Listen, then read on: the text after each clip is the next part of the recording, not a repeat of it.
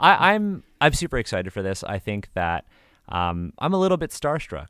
I'll say it. I'll be upfront. I'm super starstruck by all three of you.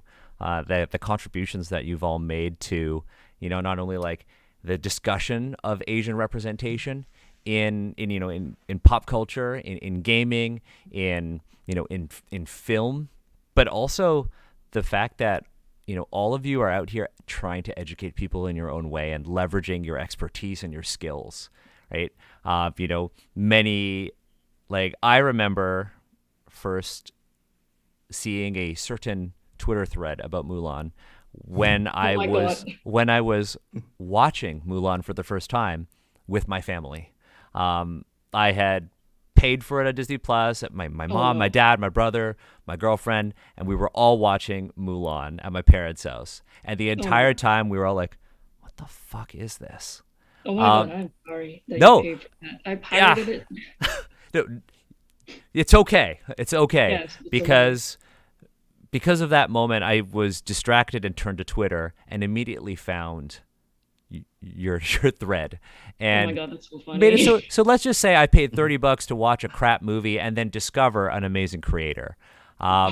So why don't we start with that? This is very much my style. We've never the four of us have never collaborated before, but my style is all about hyping you folks up because I think you're all fucking awesome. Now this is an Asians Represent stream. We curse, we keep it real here. Um, Okay. so like, if we got feelings, we put them out there. That said, hello everyone. It's late where a couple of us are, but what's really great about this is that we have figured out a time zone friendly you know, time to meet. It's a time to have this conversation about Asian representation. So I have three incredible creators, and I'll keep saying incredible because that's what they are.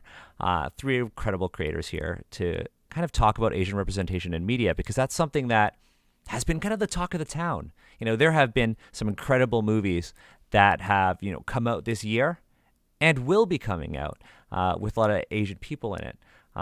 This is also a time where, folks who look like us and may not look like us because there's a lot of diversity within the Asian community are facing a lot of violence.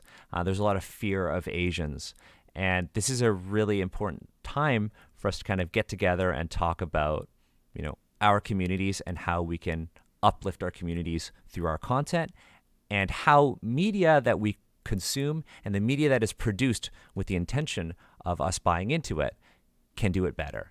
So I want to start with Shiran, the person whose Twitter thread made the $30 I sunk into Mulan entirely worth it.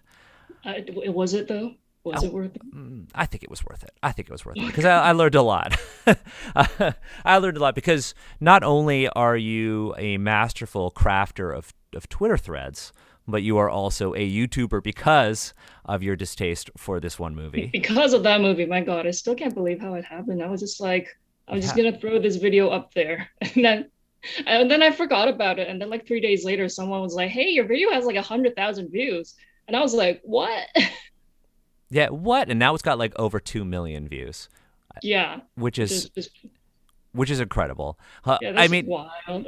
you're not only a I don't want to say accidental YouTuber.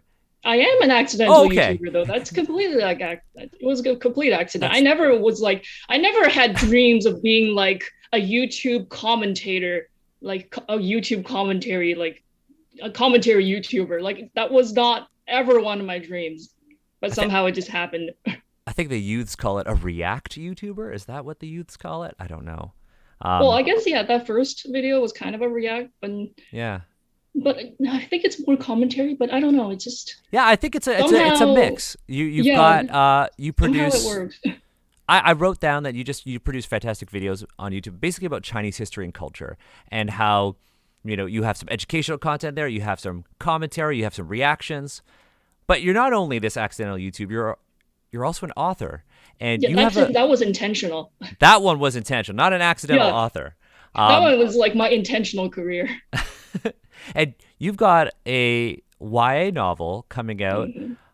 on September 21st. The Yeah, date. this Tuesday. Yeah, a special date in Chinese culture this Yes, year. Totally indeed. planned. Totally Yes, the planned. Mid Autumn Festival is when my book will come out, and it's yes. Yeah, and Hope it that families is. will get together to go to the bookstore to buy this book. I hope so. Or order it online, pre-order it. We'll put all Yes. the links in in the descriptions and our show notes. But yeah, this book is called Iron Widow, and the pitch immediately grabbed me because you're like, it's got the stylings of Pacific Rim, it's got The Handmaid's Tale, which I still can't watch because it's just too real for me, Oh yeah. and it's a retelling of a really awesome historical Chinese story about Wu Zetian, the only female emperor, and you have Yeah, released a video on her.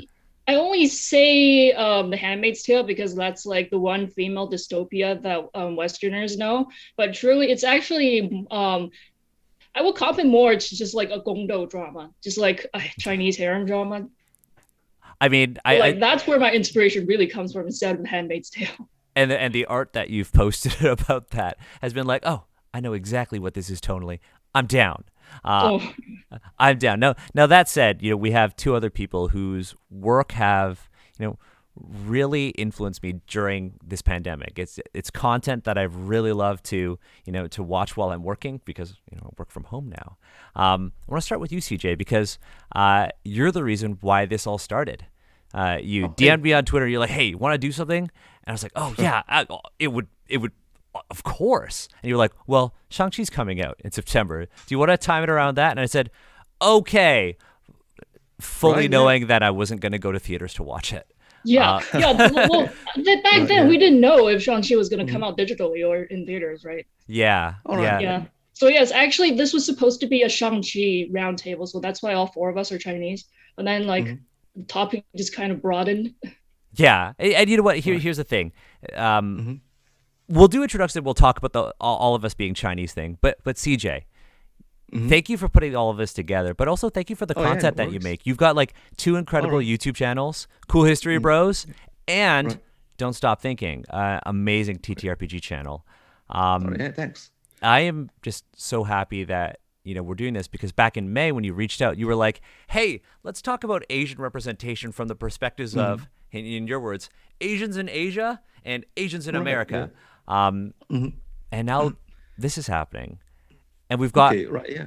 we've got one last Yeah, person. Oh, well, go the ahead. thing is, yeah, right. The thing is, I think there is a great disconnect between how, native-born Asian, how Asians in Asia themselves think about representation and Asian Americans. It's like there's a completely different world. They have completely different needs. And the thing is, maybe I'll start with something a bit provocative here, is that they don't need representation. They don't want representation, but doesn't mean that they don't appreciate it. The thing that they want is not to be misrepresented.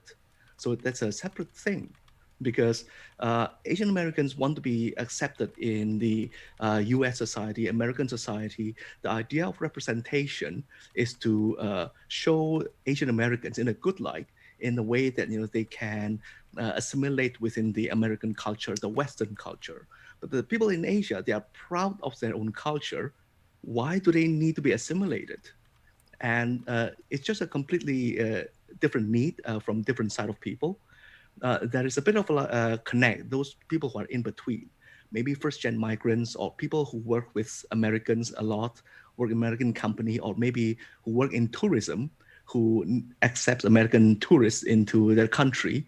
It's like uh, that's why we have like some crazy people like Logan Paul, or was it like Jake Paul? I think it's Logan Paul coming to Japan, It's Logan doing Paul. all these crazy things. It's just like messing with people just because he thinks he can. They don't really care much about Asians at all. So that's the issue they have with all this representation of Asian in in America, in American media. To prepare for this conversation, I've talked with a lot of people from Southeast Asia, from Asia itself. I've lived in Southeast Asia and different parts of Asia, visited all those sort of places. They have pretty much a similar opinion. They don't need to be shown in a good light. They are quite proud of shown in a Western light because they're quite proud of themselves. It's just that, don't misrepresent them. That's what they want. Yeah, I think that's a really interesting thing because we don't want to be only seen as the heroes. Being seen as a villain is okay. I mean, look at everyone who loves, you know, Tony Leung, right? It's like Mhm. it's okay to be the villain. It's okay to be the hero. It's okay to be in between, right? But Mhm. I think what we're talking about is we want nuanced representation. We want to see Asian people in various roles, and that's something that really strikes hard in my heart because Mhm. in an amazing video essay called Shang-Chi and the Perpetual Foreigners, created by Mhm. our last panelist, Yang of Accented Cinema, you talked about, your hopes that Shang-Chi the movie would portray a character who is kind of trapped in the liminal space between two worlds. I always say that like, oh, I'm a child of two worlds. I was born in Toronto, I was raised in Toronto, and I never visited China until 2016. Um, and I never thought about trying to learn Chinese or really engage with my heritage until oddly I lived in West Asia when I was working in West Asia, and I Mhm. thought, oh man, I really want like a char siu bao like so badly, which was an odd thing for me back in 2010. Um, that said, our last panelist, known to many as Accented Cinema, you are a Chinese Canadian filmmaker who just makes these amazing bi-weekly video essays about Asian and world cinema from a really unique perspective. You aren't just talking about like, oh, take a look at these special effects or take a look at the technicality of the filmmaking, but you also weave in culture and philosophy and aesthetics into the conversation, which I think makes for some really unique content. And that said, now that the audience knows who all of you are, I think it's time we kind of dive into this representation topic that CJ you talked about. Mhm. You talked about wanting to be represented Right. in a more nuanced way, and that people in Asia were like, yeah, we just Mhm. don't want to be misrepresented. Mhm. Right. Well, the thing is, I think we need to know where people's position are so that there is no misconnect. Because I see lots of like commenters saying, "Oh, actually, Asians say this is bad. Certain movie is bad. It's a failure." Like for example, people in China doesn't like Shang-Chi and so on. But to be honest, that movie. I don't know what it's trying to be, but I don't think it is made for them in the first place. Because uh, the first obvious thing is that what are these Chinese people doing speaking English? Right. That's a really big disconnect. Just imagine we see a bunch of Americans in Japan speaking Japanese or in China speaking Chinese. That's gonna sound really weird for them.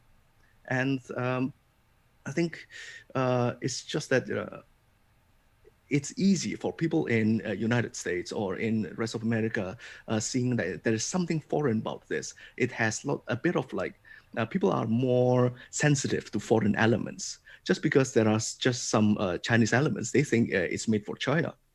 But people in China, they would think that what are they doing speaking English and like the looking everything from a Western perspective, and everything is made really weird. So there is a sort of uncanny valley that makes it difficult for people to understand. Mm. And actually, for people from different sort of like culture, it's easier to accept something that they don't know much about. Because looking at all the different blockbuster lists. In Japan, Shang-Chi is number one. In India, it is number one. In many different parts of the world, it's number one. People enjoy it. People really enjoy it. But it's great because it is a success for Asian representation. It is not perfect. Everybody just wants everything to be perfect. But I think it's a great step. But it's success for who? We need to like determine what uh, you know, what is this for? Who is this for? So that we just don't say it is not perfect. It doesn't make everyone happy, so it's a failure. So we need to be able to count our successes and move forward from there, and not be bogged down by all this criticism from people from different directions who have like different needs and different wants, so that it's easier for us to progress. Yeah, and I think having conversations like this are a great way of doing that. I think another thing with like the finance. I mean, Shang-Chi was never going to fail. Impossible, right? It is Disney has put what 150, 200 million dollars into this movie, and it is a Marvel movie. It was bound to make money, and it was only a question of how much money was it going to make. And I think that in and of itself is a really good thing, because we as a community and Asian folks in general can actually go and be critical of it and have, I guess, different perspectives of this movie without worrying about like, okay, we all got to back up Shang-Chi because if it doesn't succeed, there's going to be no more, right? And I think that's why I really liked Yang, your most recent video. I would love to know more about like what kind of came of that, because in the video I got the impression that you were excited for the movie. You went to go see it. Again, Shiran and I have not seen it yet, but you were excited for the movie. You wanted to go see it, and you pointed out some really interesting things technically about the filmmaking. But then you also noted this thing, and you mentioned this movie, and I have a really big DVD collection, and I love this movie so much. Rumble in the Bronx. Yeah. I fucking love this movie so much for like numerous reasons. One, I think it was badass that Jackie was wearing like a cast at the end of this movie because he broke his foot. But at the same time, I think that Rumble in the Bronx, like you mentioned in your video, is the kind of story that I wish Shang-Chi would have leaned into. I'd love for you to talk a little bit more about that. Yeah, because I went into the how should I say, my expectation originally for the film was not that high. It was only after the reviews came out that I started to feel a little bit more interest in it. Because if you look back in the first trailer, they put a lot of emphasis on the location that is San Francisco. And if you look at the poster, like that, for some reason they included a Golden Gate Bridge behind Aquafina, despite the composition looking completely awful. So I went into the film with this expectation that San Francisco is heavily featured as a background for the story, sort of like what Ant-Man and the Wasp did, right? An urban kung fu fantasy film with some Chinese elements. Instead, the moment they went to Macau, I was like, oh no, this is not going to the direction I wanted. The film sort of takes a journey, like the classic hero's journey, where the main characters start from home, which is San Francisco, and when step by step further and further away from what he's used to, and go back, in this case, to China, starting from Macau, which is probably one of the most westernized area in China, and then to mainland China, where his father's hideout is, and eventually enter a mystical for magic, a magical area that is a fictionalized wuxia version of China. And by that point, despite everyone speaking English for some reason, Shang-Chi no longer really interacts with this Asian American identity. By that point, the whole film feels like a American Disney-fied version of Crouching Tiger. And that's just something at that moment I realized, I don't need this. I don't think anyone really need to see this. Or like, it's not aiming at anyone specifically, except maybe non-Asian people who are interested in a fast food version of Chinese culture. Because it's comforting. It's all the elements it includes, like Chinese architecture, Chinese mythological beasts that make cameos, a bamboo forest, a dragon that comes out of nowhere. These elements feel very comforting to a Western audience because it's familiar. But if for me or for anyone who are actually came from this cultural background, they just look like a collage of, while authentically depicted elements are not a cohesive experience that I was looking for. So I end up coming out of this film. I had a good time with the techniques of the film. I was just somewhat confused on who the intended audience for the film is.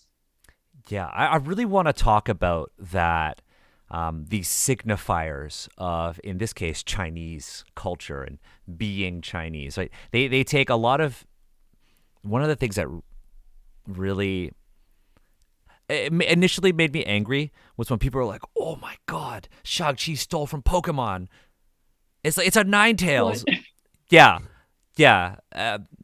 One of the things that I think is one of the reasons why I think a lot of people, reacted that way was because from what I gather, a lot of the portrayals of mythological beasts, many from like the Shanghai are kind of done without context or divorced from their original sort of purpose in Chinese literature and the Chinese understanding of the natural world. Because that's very much what the classics of Mountains and Seas is. It's if you play Dungeons and Dragons, it's basically an ancient Chinese monster manual in a very, very interesting way. Yeah. There. Oh no, Zoom. Don't do this to me. Yeah, here's my copy. My copy is out of reach, but yours looks way better than mine. It's an incredible book, and I think there is a wealth of very, very interesting material that can be used there. But you're right. In your video, you say that, this is an idea of, what Disney and what they think non-Chinese people are going to like, or what they recognize as Chinese. It's safe. It plays it really safe, in a way that doesn't really drive, the hard-hitting sort of, representation that many folks of the diaspora were really looking for. And I think we kind of saw that with Mulan. They're like, oh, the Phoenix. Oh, this is what Chi is. We don't have to dive into that, but unless we want to. But yeah, this is what Chi is. It's magical, and you can only be good if you have all of this Chi. I know that Shiran and Yang, you both talked about this at length in your own respective videos and Twitter threads. But one thing that you said in your video was, why go so far into our past to look for stories when there are plenty of stories to tell here? And that's why I vibe so hard with Rumble in the Bronx. That's why I think movies like, and I keep talking about it, Blue Bayou are incredible. That's why I think Minari was a huge hit. And that's why it's so awesome to see, Kelly Marie Tran play Rose Tico in Star Wars. Because that wasn't an Asian story, and it was just, hey, we've got an Asian character in Star Wars, and that's super cool. What they did with that character's story, that's an entirely different conversation. Yeah, I mean, she was in that final movie for like 30 seconds. She was just like, I'm here, and I'm gonna go now. Bye. Hi. Just kind of walks off. Yeah. Like, it was very clear that they just like straight up wrote her out of the movie. Yeah, and I think in general with that, they really did a lot of people dirty with that movie. Like John Boyega, I fully thought Finn was going to be a Jedi because of the way they made all the posters. Oh my God, I see. Oh, that's true. Yeah. Oh no. With the lightsaber and everything, I was like, oh, this is going to be so awesome. And I saw The Force Awakens for the first time in Beijing. And I was telling my friend who had never watched Star Wars before, I was like, okay, so let me tell you everything about Star Wars.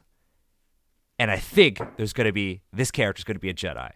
And when we left the movie, he was like, I feel like you told me this story already. Oh my God. And I said, yes, let me take you out for dinner. I apologize. Oh my God. But I really want to dive into, this idea of, who are we trying to represent and who are we trying to tell a story to? And I think that kind of really touches on, correct me if I'm wrong, CJ, on what you really want this panel to be about. Like, Right. who are we trying to tell a story to? Yeah. Shiran, in your Avatar videos, you've talked, I say videos because you've done a couple of them. You've talked about, the world of Avatar, and it really hit me hard because I'm one of the contributing designers to the Avatar tabletop RPG. Oh, you are? Oh my God. You No, but guys have so much funding now. Congratulations. Yeah. What? I'm not going to What? say anything. Yeah. Okay. No, I think it's cool. I think it's neat that, people are really big fans of Avatar, but your videos are so important because you talk about how signifiers of Asianness are used in Avatar in a way that they're divorced of their actual, context or cultural meaning. Yeah, like I like Avatar, but like I don't think of its world as like authentic representation. I do think that it largely only uses like Asian cultural aesthetics as just aesthetics and not much more than that. Even though like they do get into kind of Eastern philosophy, but again, I don't watch Avatar to see myself and my culture represented. I think it's cool that they have like, I just think it's a cool show. But like if I wanted authentic representation, I go back and I go watch Chinese stuff, like stuff produced in China. Yeah. That said, you mentioned authentic representation. When we're talking about Avatar, first of all, CJ and Yang, have you both watched Avatar or in its entirety or not?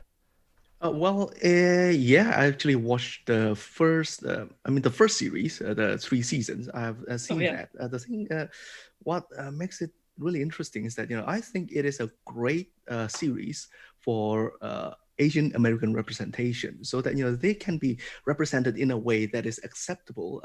It's easy to understand for the for the Western audience. But as Shiran has said, it's really doesn't represent much of Asian thinking, Asian philosophy, and so on. And even in Asia itself, it's just interesting. If you go to Chinese or Japanese sort of like board, you can look at it. People don't hate it, just they don't understand it. Some 5 people really love it. Among if you compare to the number of ratings in Japanese, like sort of like a anime rating sort of site, only 5 people rate it really well. Not that many people care about it, but if you compare to Dragon Ball Z or something like that, it's like over 1,000 people rated it. So there is a lot of interest in it. And for example, in China, even Avatar, they know about it. It's got a pretty good rating, rated by 1,300 people. But if you compare it to BoJack Horseman, the Chinese love BoJack Horseman, 60,000 something rating. They love BoJack Horseman. They don't need Avatar because they can see much more Chinese stuff that's more culturally appropriate for them. It's like they need to, as Yang would have said, they prefer to see Americana. Yeah. They don't need this sort of Asian thing that's created by people who may not fully understand it. This is just like a personal question, but like, of all the things, BoJack Horseman and Rick and Morty. Rick and Morty is really popular in China too. So what is it about those 2 things that make them really popular American properties in China? I'm genuinely curious. I honestly believe that it's because they touch on topics that aren't really touched on, are allowed to be touched on in Chinese media, because like in Chinese media, everything has to go through the censorship board, like the censorship bureau. Mm-hmm. So everything that comes out is very sanitized and it doesn't really get into like the darker topics very much. And pretty much you can only find that kind of like gritty, darker exploration of like just psychology and mental health. And of course, like this sci-fi like wackiness in stuff like BoJack Horseman and Rick and Morty. So like that's what Chinese audiences flock to American shows like these for. That is true, but also at the same time, I think this show just has that Americanness to it that a lot of other shows don't. Especially Rick and Morty, like to us, it seemed like a normal show, but it harkens back to the days of Back to the Future, which is very big in Hong Kong and in mainland. during the time it was new. So these shows give Chinese audience a look into what Chinese audience imagine American life to be, compared to a lot of other more fantasy property that may or may not based on Asia. Like even compared to say He-Man or She-Ra, the reboot, or Voltron, which includes giant robots, should be pretty popular. Don't do that well in China because, like I said, Chinese people watch American shows to see America, and Rick and Morty just has that quintessential American pop culture that is quite fascinating for a Chinese audience. Right. So like I guess similarly, like shows like The Simpsons would also be hugely popular in China then. I don't know. I don't think Simpsons so. may be a bit too heavily, might be a bit too culturally relevant for Chinese people to get the humor. Gotcha. Yeah. Okay. I think Family Guy may be more popular. Yes. And I think 2.5 Men is really popular. Okay. But like, American the first sitcoms tend to be. breakout hit of like American TV drama is Prison Break. Actually, like Prison Break was like big in China. Okay. Of all things, I guess this is Prison Break. So I guess this kind of ties back into like, people in China. I guess we could focus on China again because all four of us are Chinese, as people have pointed out on the internet. We're talking about Asian representation, but this is a conversation in a sea of many that should be happening, right? So let's talk about that then. So Chinese people are not looking for Westerners to make stories about China. They are looking for stories produced internationally about those regions. So they want to see Americana, as you pointed out, Yang, in your video. They want to see Americana. They don't want to see people, tell stories about China in a way that like Shang-Chi did. Now, Shang-Chi is not showing in China yet. It is currently not. It was not approved to show in China, and I don't know if that has changed or will change. But when, I don't know, but I think it's a blessing in disguise for like Asian representation. If it is not shown in China, it means that Asian American media can succeed without having just by catering to its audience. Because for representation, the most important audience that need to see this are actually Americans. It's like people in Asia. It's not like they are going to connect with people in with Asian Americans anyway, because Asian Americans live in America. That's their home. That's why they are the ones who needed this more than the others. But it doesn't mean that people in Asia don't want to see that, or they hate that, because to all those who I have spoken to, not a single one of them said stop doing it. It's their freedom to create media. They just don't want to be misrepresented. So it's just keep doing what you're doing. People will improve. People will just make better and better products. And as long as we know, what are the stakes for people from different sides of the world are, so we can just create something that's more effective for different people's needs and objectives. Yeah, and I think that's a really good point, right? One movie cannot be representative of all Asians. And, the media has kind of lifted Shang-Chi into that sort of category. This is the watershed moment for Asians in film. This is the moment. This is our moment in superheroes. This is our new Crazy Rich Asians. This is our new Crouching Tiger, Hidden Dragon, Memoirs of a Geisha, all the big Asian movies in the West. Yeah, like I kind of wish they would stop doing that with like every Asian movie that's made, because like Crazy Rich Asians, I know it did well, but like if you ask actual like Southeast Asians and Singaporeans, they're like, oh, they were not happy with that movie. Yeah, and they made that movie for Westerners, and they did not touch on any of the social inequality in Singapore, especially from like this all sort of like predominantly like Chinese cast. They didn't. Man, there were 2 Indian security guards. What are you? True. Talking Sorry. What fake fan here. Fake fan. Fake fan. but like Aquafina was kind of like, I mean, Aquafina's role in media and Aquafina's appropriation of blackness is a completely other conversation. But yeah, there's this whole idea of, people in Asia want to see stories that aren't about them because they can make their own. And the Chinese film industry is massive. Like, what are we looking at? Like the biggest movies and correct me if I'm wrong, isn't it like Wolf Warrior or Wolf Warrior 2 is like the biggest movie? Is it 2? Yeah, Yes, it's Wolf Warrior 2. Oh my god. That's the highest grossing film in China. I have a lot of thoughts about that movie, but they're gonna be too long. But oh my god. We can talk about it. Let's talk about Warrior it. 2? I've watched both of them. Really? Okay.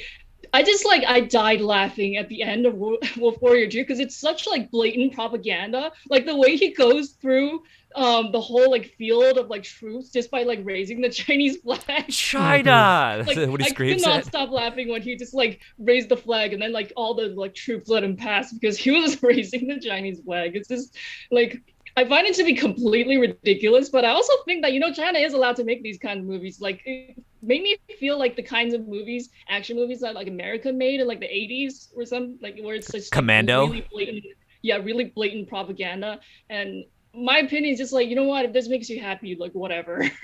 Yeah, I mean like but, like I saw it's a comedy movie for me. I could see that. I kind of think of a movie that fits between two of these sort of perspectives. Obviously, I want to dive back into this conversation of, the burden placed on a single movie to succeed.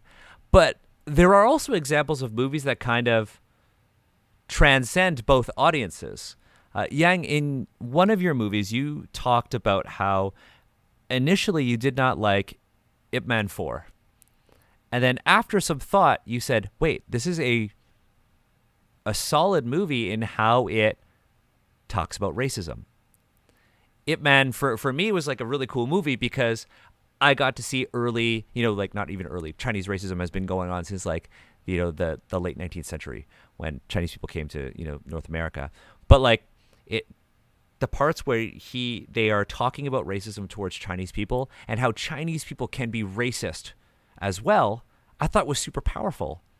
But this is also a Chinese production, and Ip Man is obviously a huge series in China, and Donnie Yen is a huge star in China. But the Ip Man movies are also very, very popular here. Am I wrong in saying that it kind of fits between these 2 points of conversation that we have? Chinese people wanting to see their stories created by them and watching, American movies about Americana, but also American people consuming Asian stories. Like, am I kind of incorrect here?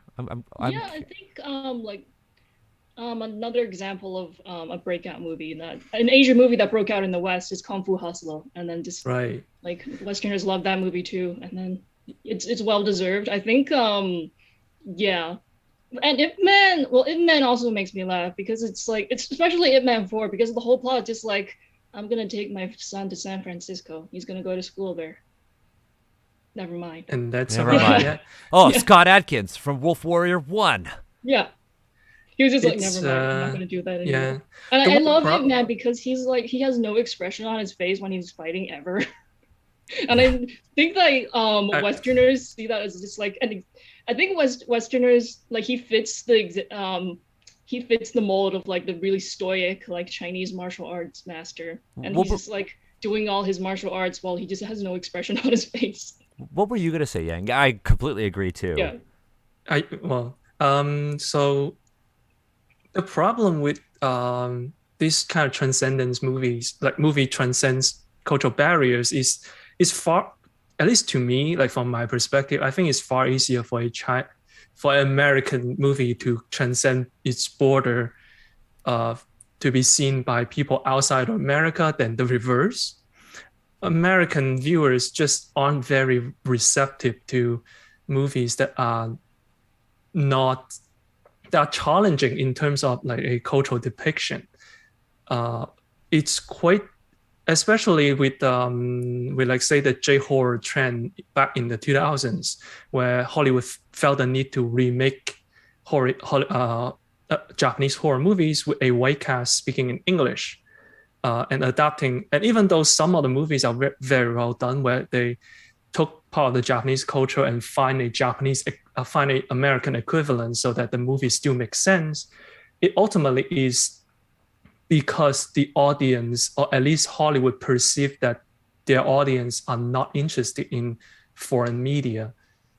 And I think that's something that is also worth discussing, and also worth bringing up. As much as I made a whole video kind of pissing on Shang-Chi, I do appreciate the fact that Shang-Chi exists, and it even if it doesn't promote our story as Asian Americans or Chinese Americans, it does promote a sort of acceptance and pique people's interest in foreign medias eventually, hopefully.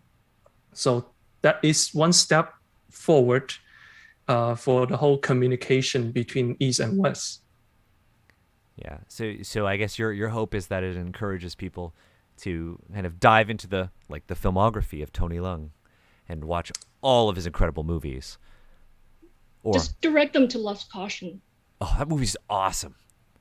It's kind of heavy though. Yeah, I mean, but we kind of want that though, right? We don't want all, folks to be like, okay, all Asian cinema is action or action comedy. Like, yeah, exactly. Right? Exactly. And that's what I mean by we want broader representation, but we also want to encourage people to see Asian people, especially at a time like this, as, a diverse group. We can be heroes like Shang-Chi. We can be nuanced villains like Wenwu. But we could also have these like really dramatic and heavy erotic films as well. Because, if people go and watch Lust Caution, they are seeing Chinese people in a way they are never portrayed in the West. Never portrayed in mainstream Western media, right? For me, I think a huge moment in my consumption of Western media was actually, don't laugh yet, during The Walking Dead. During the what? Yeah. Okay. So, Like how? so for me, like my partner is white, and I never see couples that look like us in media made in North America. But in The Walking Dead, Stephen Yeun's character, Glenn, forms this authentic and well-told relationship with a white character, Maggie. And it was something that, in reading the comic books and, of course, in watching the show, deeply resonated with me because that was the kind of story I wanted to see.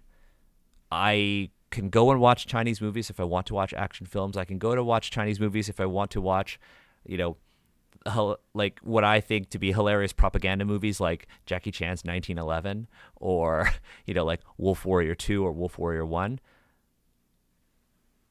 I really liked The Walking Dead and Glenn because it spoke to my experience, right? And Shang-Chi doesn't seem to do that. Oh, and you know what? I know exactly how you feel. The movie that made me feel that way is actually Harold and Kumar Go to White Castle. Explain. I want to hear this. No, wait. Have you guys seen that movie? Yeah, I saw it in Kumar Go to theaters. Yes. I saw it in theaters. I saw it years ago, and it just gave me the feeling like it represented Asian Americans in a way that like even movies in Asia don't, because like they're stoners and you can't have that on screen in Asia. So like it just represented Asians in such a like unique way, and like but it's also like so realistic. Like it's just actually, I think back on it, and it's actually such a pivotal movie, like Harold and Kumar Go to White Castle. It really is, and it's two Asian characters, right? It's two Asian characters like subverting a lot of that sort of model minority myth, those stereotypes. I would say well, what did you think of Always Be My Maybe, which also does a similar thing? Oh, I've never seen that. What? It like Randall Park's character is also like an underachieving stoner Asian character, who wants to be a rapper.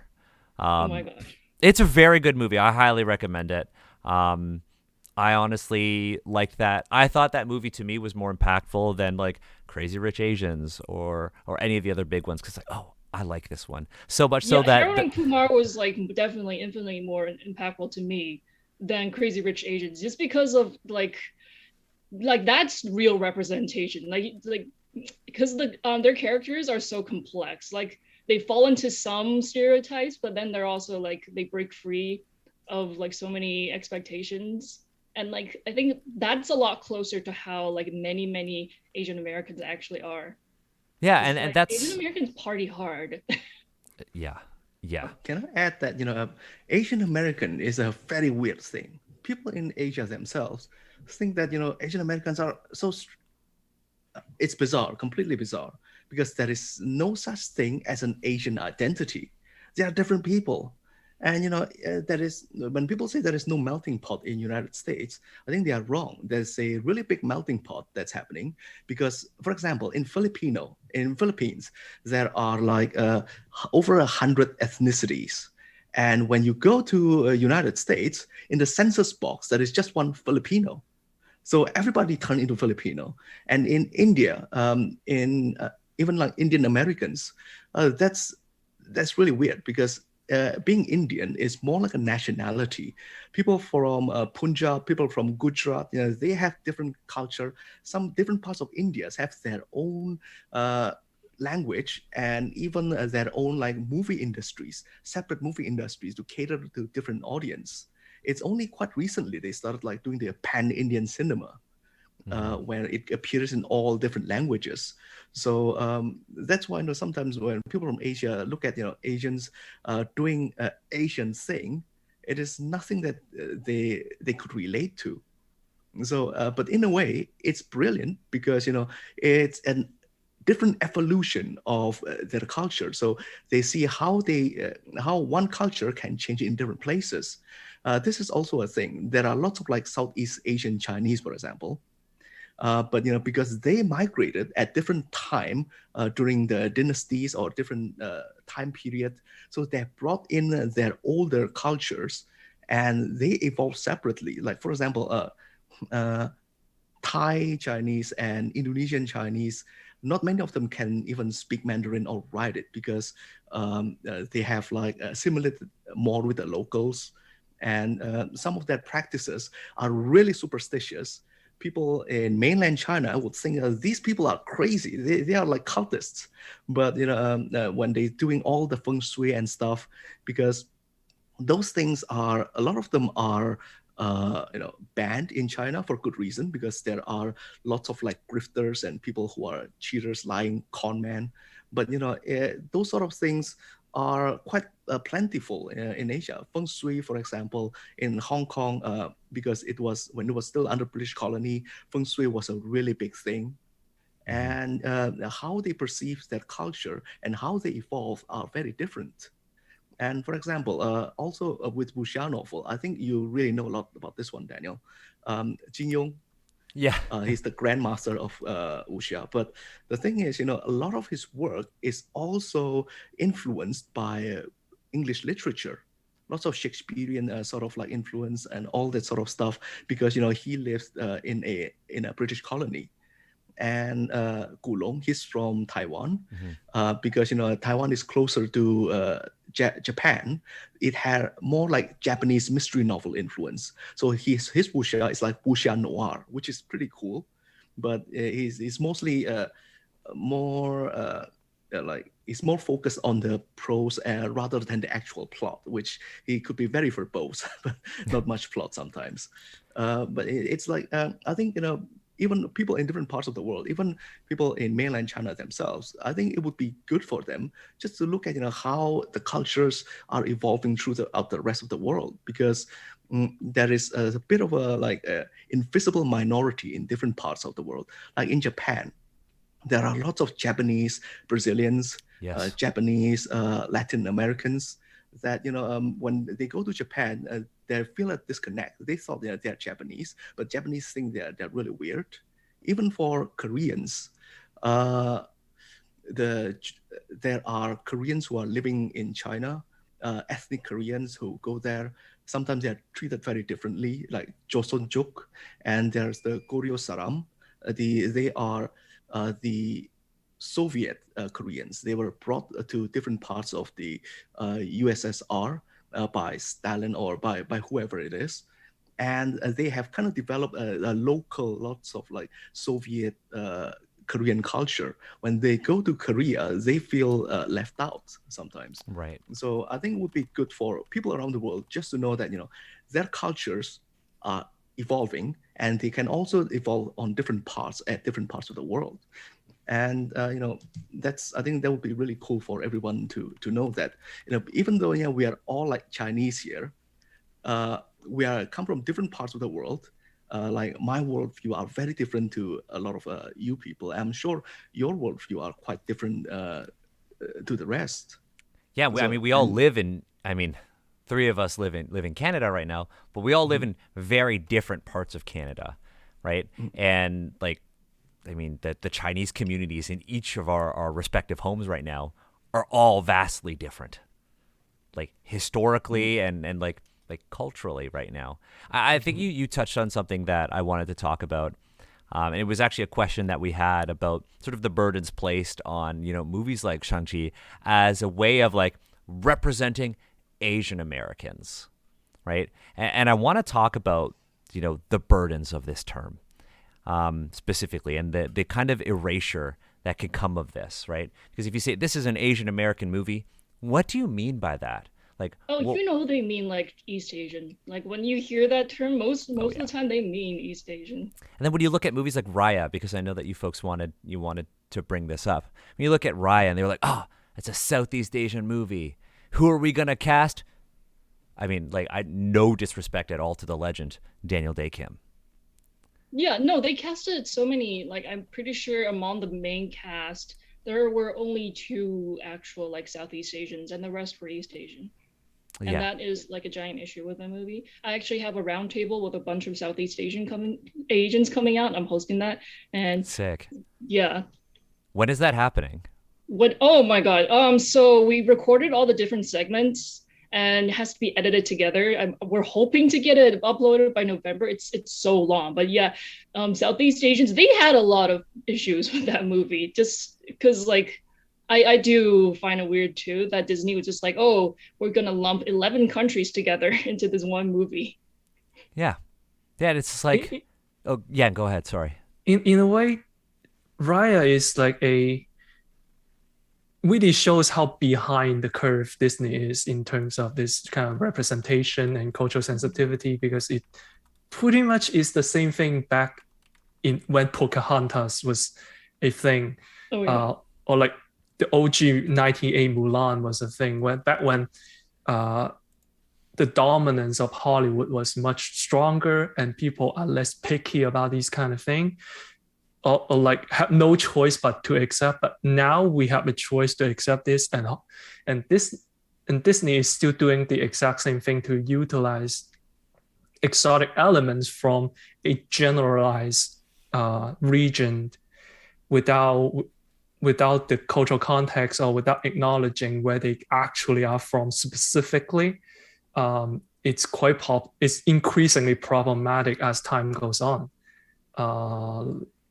Even like older, Disney just loves this kind of throwback films, right? Even the recent Jungle Cruise movie feels like a 1960s movie where a 1960s adventure movie pretending to be woke instead of actually.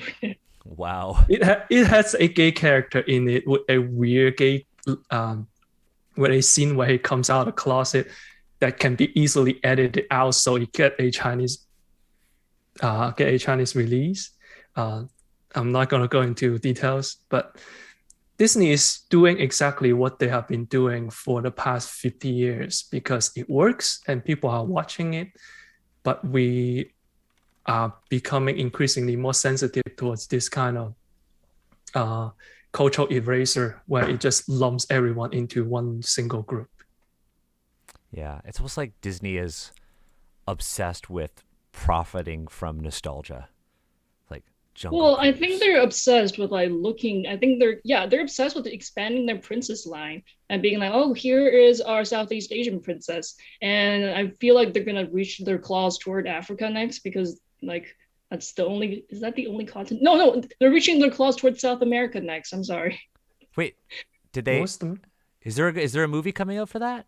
I think so. I'm not sure if it's a princess movie, but they're definitely. I think they're making a South American themed movie. But I Mhm. just it's very blatant, like they're very blatantly just like only doing it to expand their princess line and being like, oh hey, like here's representation. And they use like representation, they really pat themselves on the back for doing like the bare minimum and like not really trying that hard, just like putting aesthetics there. The the Princess line is one that I am so conflicted on. One, it bothers me that Mulan is in the Princess line because It makes no that sense. makes no sense. But at the same time,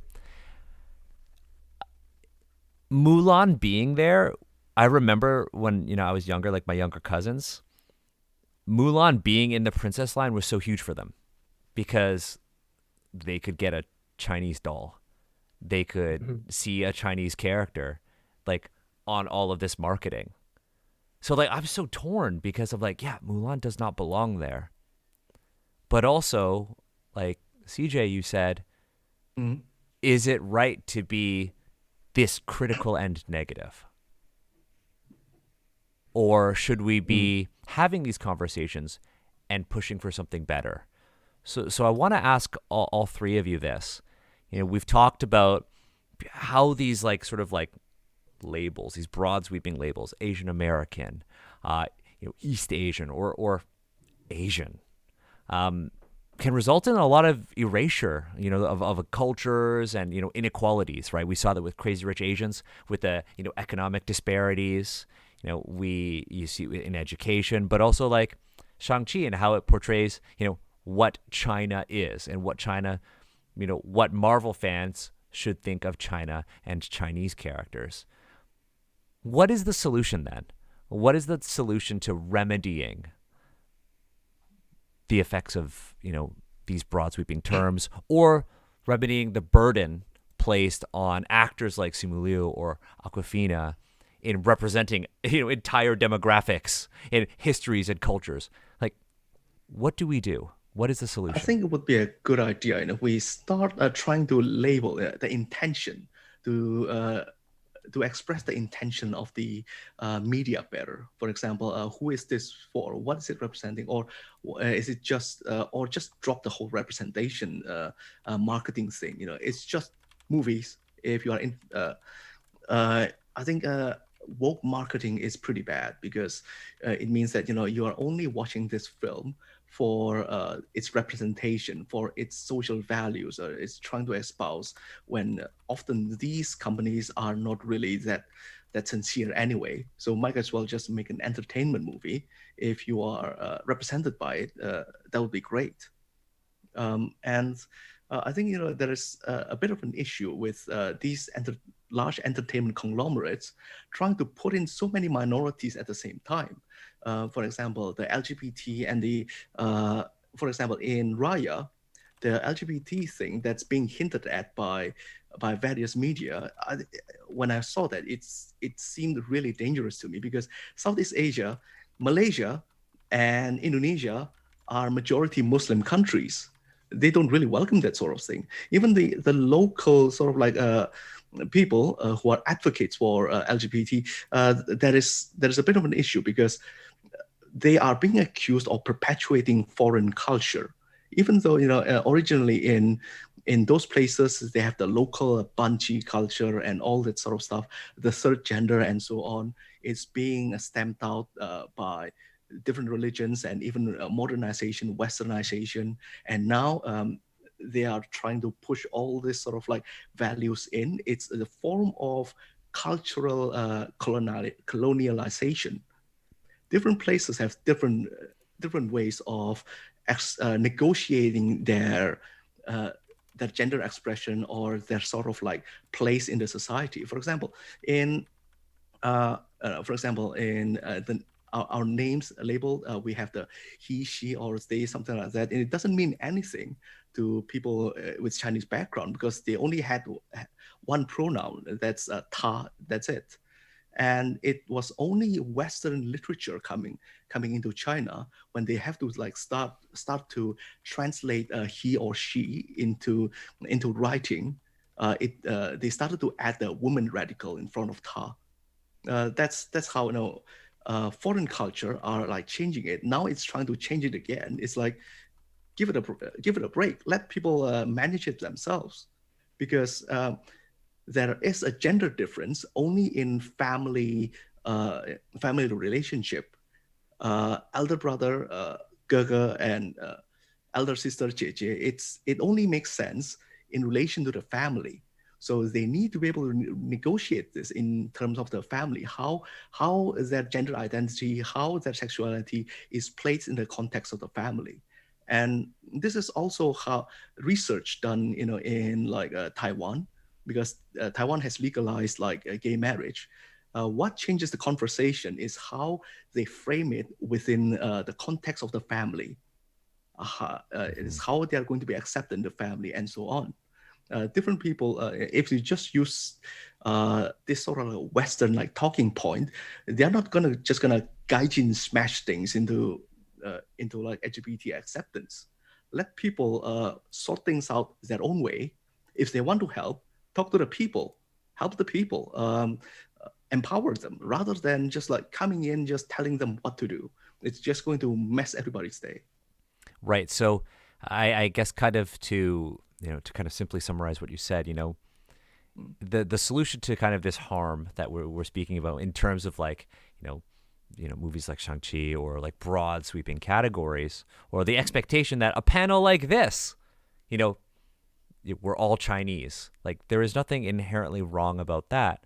But there's this expectation that this may be the only panel ever. So we have to, have as I guess, diverse of an Asian panel as possible. And I think, what you were trying to say is like, let's drop representation as marketing, like you mentioned, and let's try to focus on, telling good narrative, good stories, and, try to, do well with our research. Like I think about Mulan and how, wait, the director's not Chinese, or the person who's like in charge of their costumes is like this white European woman. Is that right? Something like that? Yes.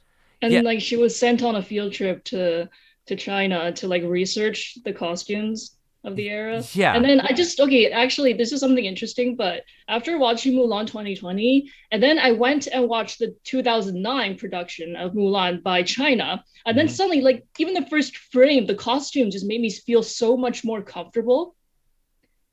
Like I saw them and I was like, okay, that is what like these costumes are supposed to look like. Like I don't know what Mulan 2020 was trying to do. Yeah, it's like they just kind of borrow from different parts in Chinese history and then add these sort of fantastical elements to them. I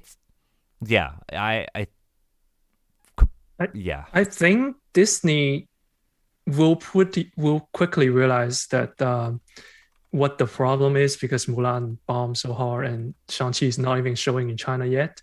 There's this whole right now, the marketing often from Disney is that, look at this is a movie we made about you, which is a very strange thing to do. Whereas in reality, a film should be a reflection of what the writer and the director, and in some way, the editor and the musician, what their personal experience are. So in marketing, it really should be, look at this movie. This is a movie we made about us. And this is a movie made by Asian Americans, Chinese Americans, about their Chinese American experience. It's that way that it narrows, for one thing, it narrows down what the film is about, is going to represent. But on the other hand, it also doesn't limit itself to a set group of audience, because Hollywood is, as a profit-driven entity, of course, is very focused on audience perceptions, right? And this is why it guides Disney towards this direction of, I'm making a film about you instead of I'm making a film about us. And that's to me is the main problem why there are so many movies that ended up feeling weird or strange, out of place, or offensive to a certain group of people, because it's essentially Hollywood's way of unintentionally expressing, this is how I see you, and you should be this way. It's perceived as a very arrogant, a very imposing way of telling people what to do, like CJ said. So don't make a movie. So just stop making a movie that are we have a writer here. Let's just say, write what you know, write your own experience, right? It's not like, oh, if you don't know about Mexican culture, maybe don't make a Mexican movie, instead of just like, oh, that looks cool, this looks cool, Day of the Dead is cool. So you just take all these elements, and of course people gonna get pissed off. You are literally going into people's home and touching their things. Oh yeah. All right, which movie are you talking about? Coco? Coco was actually fairly well received in Okay, yeah, because Mexico. I was like, I thought that movie was good. Which movie are you referring to? I have no specific movie in my mind when I'm saying that. Yeah, it's just cool idea that comes to me. Like, it can be done well, like if you hire people who actually from that background and has that experience. Yeah, we often say Hollywood is we often say Disney is an American company, but they are far beyond just the border of America at this point. Mm-hmm. So they can do a lot of good things. They can also do co-productions if they really wanted to make a, say, Japanese movie. They can collaborate with Japanese studios, hire Japanese filmmakers to do that thing. It's just that right now they are trying to make foreign movies with local artists at the smallest possible budget, and that just does not work well. So what about also with like the widest appeal? I think that's the reason why they made Raya like a representation of all of Southeast Asia, because they were worried that, okay, if we just do a Vietnamese princess, then only like the Vietnamese Americans are going to come see this, so we have to like cover our bases. But in trying to cover their bases, they just made their movie about nothing. Exactly. Right. So we have stop trying to cover all of your bases and have that wide appeal, and also, make a film about, if you're a filmmaker, make what you know, make it about you and not what you think. I think CJ just like make it from the heart, instead of like, okay, this movie we're going to cater to the Southeast Asians and like this is what we're going to do. Just like it's very clear to me that Raya was a movie that started with a script that had nothing to do with Southeast Asia, and then the Southeast Asian background was imposed on the movie from outside. Like, it was very clear to me. It's one of those, like, I think Netflix does this all the time now, where they have an existing script and then they just pin an IP onto it so that like people of the IP will come see it. But it's very clear that like, oh, this has like really nothing to do. Like, it does not have the appeal of the original. You just here to attract audiences, and that's why it feels very inauthentic. Right. I think that I think all of you have said something. Each of your points has been incredible, and honestly very thought provoking. I'm thinking about movies like Minari. Minari to me was the first movie that came to mind when Yang, you were talking about Disney failing because they tried to basically push their perceptions of what Chinese people should look like, or a Chinese hero should look like, right? A Chinese hero, just like your video said, is one who doesn't actually help people in the West, but a Chinese American hero is one who actually goes back home and does things in China, only to come back and have people like, cool, fine, whatever, right? I'm thinking about another thing that Disney is currently working on that I'm very excited about, that I think is doing the opposite of what you said, and that's Star Wars Visions. What is that? Turns out we are not thinking about the same thing. Okay, so this is good to talk about, right? This is why we have this long form. Just to answer your question, Shiran, Disney is coming out with an anthology animated Star Wars, a Star Wars animated anthology done by different Japanese studios Oh, that's fun. to tell Yeah. Star Wars stories in their style, given obviously the immense amount of inspiration that George Lucas took from Japan's long and varied history. But Yang, do you want to elaborate on that? Because we do have some questions in the chat, particularly about, saying kind of like a write what you know. Did you want to kind of like elaborate more? Right. So a lot of people misinterpret write what you know as a way to, you have to do some kind of research before you do some kind of thing, but that's not what write what you know really means. Write what you know is about things that you already have a deep understanding of. It's not that you know something, you have to understand it. So there's this concept in philosophy called qualia. Say an alien who cannot see, you can explain to them what light is, you can explain to them what electromagnetic radiation is, you can tell them everything about light. But since they cannot see, they will never understand the feeling of seeing light.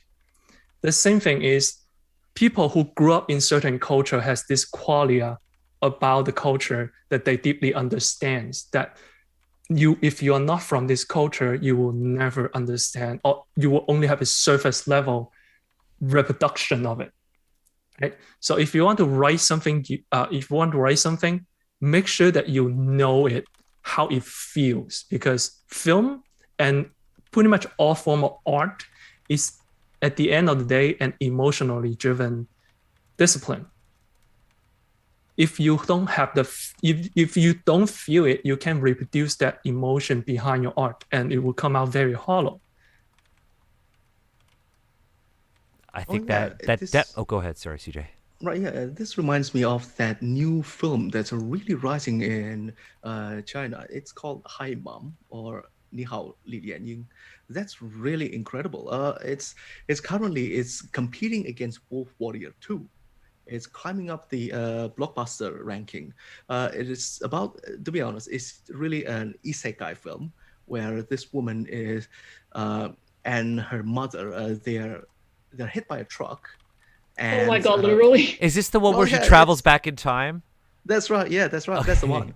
Okay. It's like a massive blockbuster. It's the second more top-grossing film in China right now. But the thing is, it has some, it has lots of like cultural sort of like specific emotion that's connected to it. That I don't think people outside Chinese culture could really replicate. The production is not the best. The acting is not that great. Oh my god. The plot is not very well done. But with a twist, with all the heart that's put into it, I'm really affected by it. It's something that's really personal to me. It's like she's back in the past, trying to give her mother the great life that she always wanted. Yeah, because there is this sort of like thing of filial piety that's pretty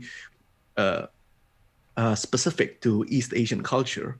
That's that people living with a different sort of moral background, with different sort of like ethics, may not immediately recognize this. I think if you guys watch this, it would be really interesting, because I'm sure you will be affected by it, but I wonder if other people will. This is very culturally specific, and but it's a China only thing, I think. I actually know about this movie because it came up in my research, and I read the page on Wikipedia, and I was like, oh, this is too real. Like, I was like, oh, I can't do this. Yeah, it's a story that is very much a Chinese story. It's very much a Chinese story. But yeah, when I was reading about it, I was like, oh no, I'm gonna like, not gonna lie, it's like I kind of want to call my mom. and like talk to my mom.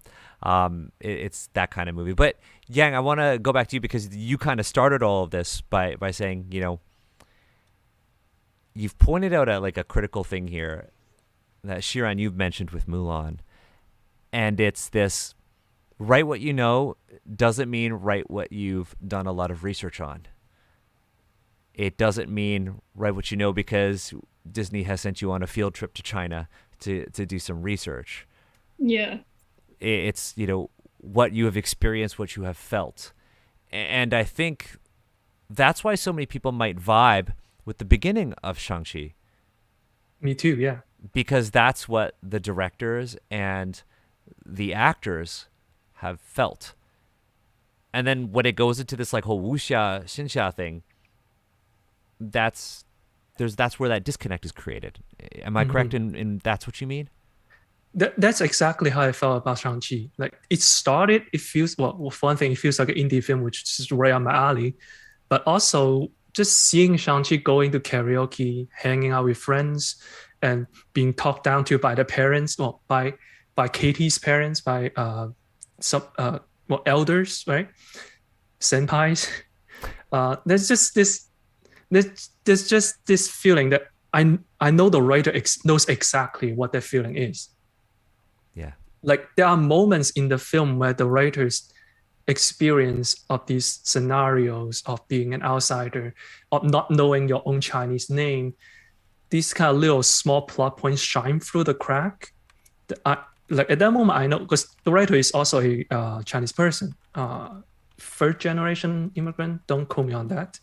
But like they know exactly that experience, but because under the whole Marvel umbrella with a plot point that's planted 10 films ahead of time, there's very little they can do. So only moments of it shine through, like the emotion of it, the experience of it. And those moments are also happen to be the most effective moment for a lot of critics, I realized, who are not Chinese. Because there is a genuine experience behind it and people are feeling it, right? That's what I think Asian representation should be, is that other people through this film get to experience what we have been experiencing for our entire lives. That's powerful. Yeah. I'd love to. I want to talk about this emotion, this experience of putting your heart into what you create. I want to talk about, Shiran, like Iron Widow.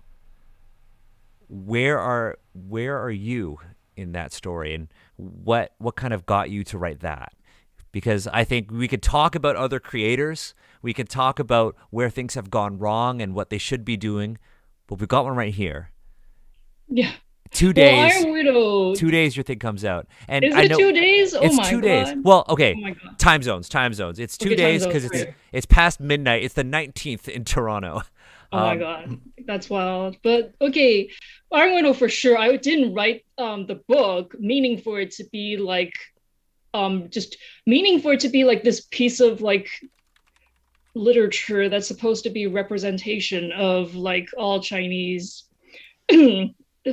Like I didn't write it to be Chinese representation. I just wrote it like this. It's the story of my heart. I wrote what I wanted to read and what I like to read, and a lot of it definitely. But there's definitely a lot of like anger there toward just a lot of like stuff in Chinese culture that I personally don't like. But also like I celebrate a lot of stuff in Chinese culture that I do like a lot of history. And for me, I'm definitely like more into like Chinese counterculture than just what's considered mainstream Chinese culture. So like there's a lot of fighting back against like filial piety and like family values and that sort of thing. But yeah, but like Wu Zetian to me, she's a historical figure that represents a lot of like counterculture toward those kind of things. So like I celebrate that aspect because like Chinese culture isn't like I think outsiders tend to have a very narrow view of what Chinese culture is, but actually like just even from within Chinese culture, the people pushing back against like so-called mainstream values, those people, that's like rebellion is a part of Chinese culture too. And I actually want to do a video on this, like rebellion in Chinese culture, because it may surprise some people, but like rebellion is an essential part of Chinese culture. Like if things are not going right for you, you rebel against the emperor, you overthrow the dynasty. I mean, we've seen that throughout history. Rebellions, in fact, like one of these people here has done an extensive video series. Yeah. Cool. Shout out to Cool History Bros. Yeah. for incredible educational videos. So I guess in a way, your experiences and what you see in your culture and how you engage with it are very much there, right? Yeah, for sure. And I got turned down by a Chinese editor because she was like, okay, this is like I want something that like celebrates Chinese culture a little bit more, but I'm like, well, I am celebrating it. It's just I celebrate the rebel side because like I am a natural rebel. There's that's just how I am. And I feel like I lost my train of thought there. The Chinese editor basically turned you down because it wasn't it wasn't Chinese in their sense, but it was Chinese in Yeah, your I sense. think so. I think there's a lot of pressure because I do feel a lot of pressure when I'm writing. Like, am I accidentally like playing into stereotypes? Am I like making Chinese culture look bad? But ultimately, I decided, you know what? I'm just gonna not think about that. I'm just gonna write the story I want because that's the kind of freedom that white people have, and why shouldn't I have the freedom to like write the kind of story I want? Yeah.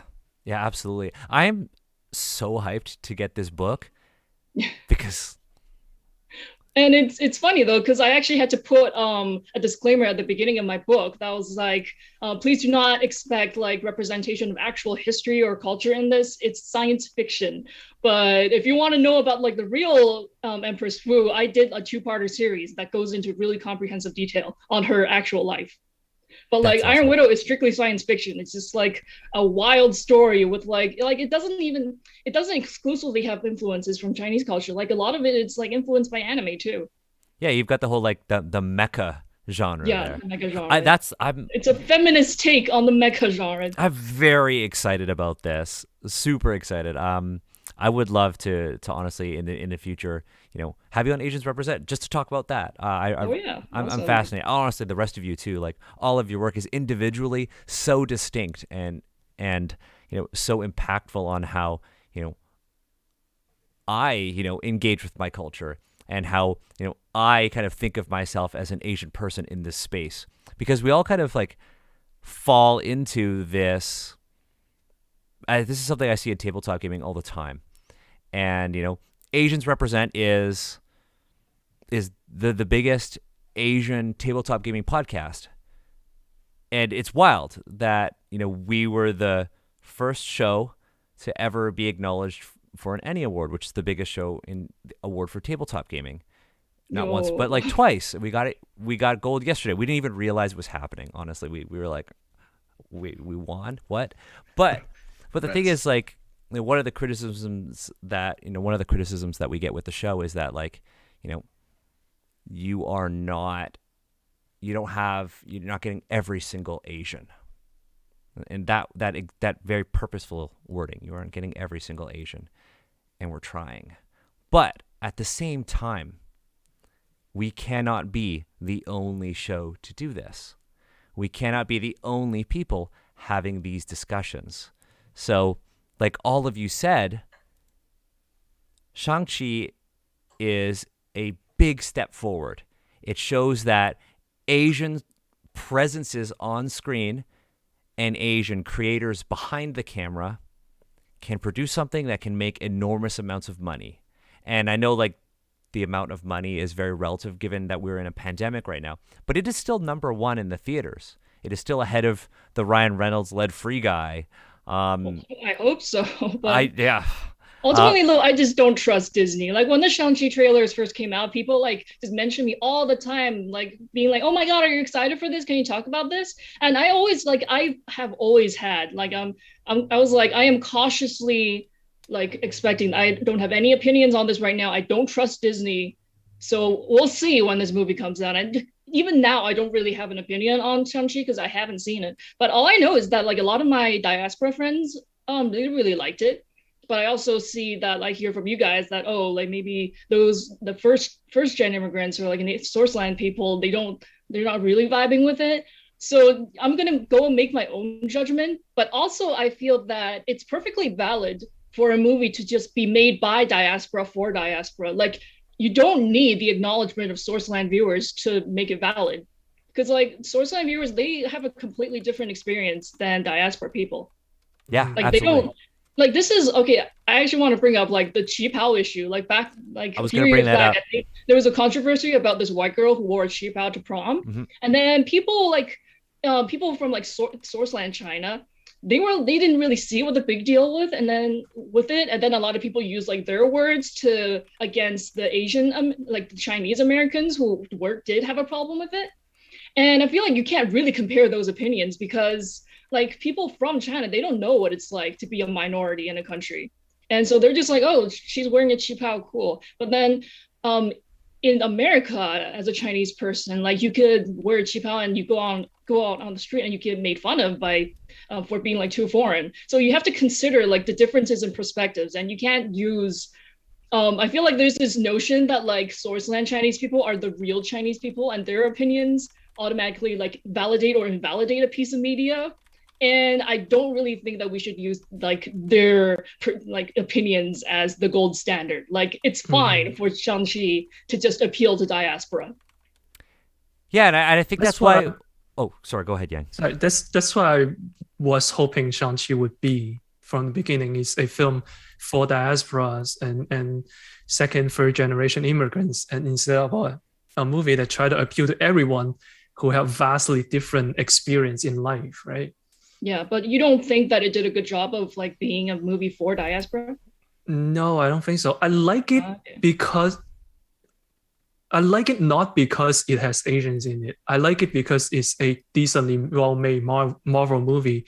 Whether or not it features an Asian cast has very little to do with its overall quality. Instead of feeling like, say, The Farewell, where it's a story that is heavily rooted on the experience of a Asian diaspora returning to China, where if you change it to a white cast, it will look completely wrong. Whereas Shang-Chi, if you change half the cast to a people of different color, the film would not feel very out of place, to be honest. Yeah, I had a conversation with my brother today about the movie since he saw it, and I asked him, I was like, "Did you like it?"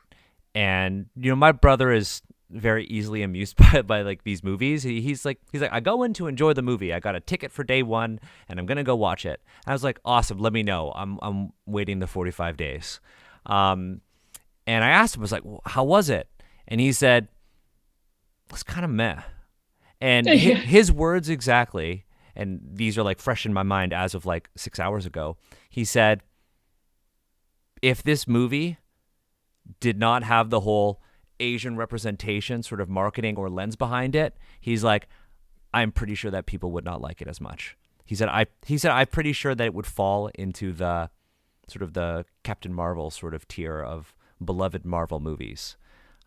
He said that like, because my brother and I grew up watching a lot of like Hong Kong action cinema, and he's like, if I want to see really well choreographed action, we'll go to the Blockbuster with Dad and rent Police Story, right? We'll go and watch those movies. If I want to watch a movie about the Asian diaspora, and he was like, Shang-Chi is not that. Just like Young, you said in your video, it frames sort of Asians as these foreigners. And while the first part or the first bit of Shang-Chi is that diaspora story, the karaoke, the partying, the disappointing your elders and their sort of traditional views on you. The rest of the movie is very much like, okay, cool, you're going to go back to the motherland and you're going to be a superhero there in this sort of Orientalist, mystical pastiche of elements of visual elements of Chinese culture. Mm-hmm. And that's how I feel. And that's why I'm like, oh, yeah, Shang-Chi is a diaspora movie at the beginning, and the rest of it is this giant visual shorthand for how exotic Asian people are to the West. So basically, your opinion is that like if you wanted to see the kind of stuff that Shang-Chi has, you would just rather go and see just like stuff made in Hong Kong. Yeah. Like where it draws inspiration from. Yeah, and for me, like I made a list of the things that I'm excited about from a diasporic experience and from like a representation experience. So I already talked about, Steven Yeun as Glenn in The Walking Dead, as well as Jacob in Minari, I think are like two really different things, right? Glenn in The Walking Dead is never questioned for his Asianness, right? He is Glenn. and he is a survivor, and his existence in America during the zombie apocalypse is never questioned, which I think is the kind of stuff I want to see, right? Minari is also like they are dealing with some shit, real shit that people, experience. So these are two different stories. I look at like, Master of None, Aziz Ansari. That is the kind of story that I really like. He's thinking he wants to be an actor and all these different expectations, and his Asianness is explored from his perspective, Aziz Ansari's real life perspective, and Alan Yang's experience, who also did, was it Tiger Tail? Am I getting that right? That movie that came out last year with Sima, the perpetual dad. Oh, yeah. Wasn't he the dad in Mulan? He was the dad in Mulan, yeah. Oh, So, yeah, Tiger Tail, I think, was the movie. And then I look to Mindy Kaling as Kelly Kapoor in The Office. And while that is not my experience, I could tell that when that character has incredible storylines or is so well written, I know that Mindy Kaling wrote that episode because she put her real life experiences into that. And then, of course, she hilariously cast her parents as her character's parents in an episode on Diwali. It's very good. Everyone should watch that. So that's the kind of stuff I look for. And so when I look to Shang-Chi, I think, see me represent Toronto. Love it. I love that kids can go to a toy store and buy a Shang-Chi action figure and feel like, they have somebody they can look up to. But I want more. I don't think that Shang-Chi should be like, we made it, fam. That's it. This is the gold standard.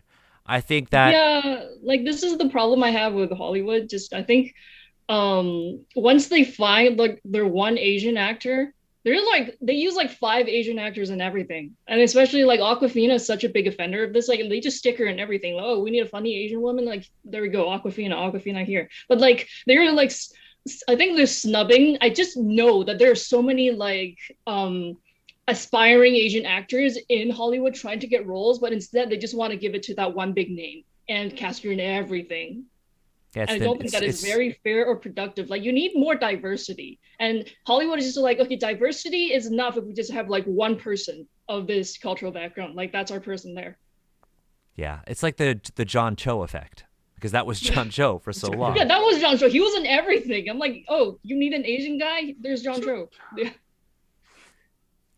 Yeah, like the burden we put on Shang-Chi for being the Asian American representation movie really comes down to no fault of the movie. It's just that even though we are talking about Asian representation for quite a few years now, it's still like one of the few movie that features a Asian majority cast in the last few years. And it's the only one that's like high profile enough for people to talk about it constantly. Is that the reality, sadly, is that as Asian community, we are still very underrepresented in American media. So right now, there's only room for representing one small subgroup of people in the Asian community at a time.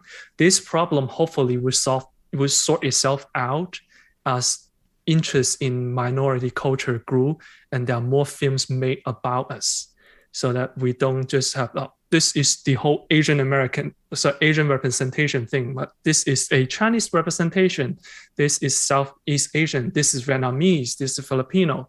Like, there's just not enough room for everyone to go in, which is a shame because we have so many interesting culture and stories to tell. But right now we just get one movie above the $100 million budget line, and that's it. And it's not enough. Like, as greedy as it sounds, like it's just not enough.